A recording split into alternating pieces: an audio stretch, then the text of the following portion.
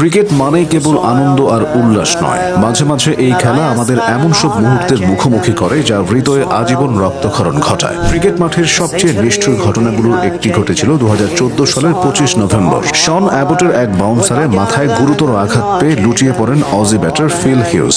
মাত্র 25 বছর বয়সে পৃথিবী থেকে বিদায় নেয়া এই ক্রিকেটারের শেষ ইনিংসটি ছিল 63 রানে অপরাজিত।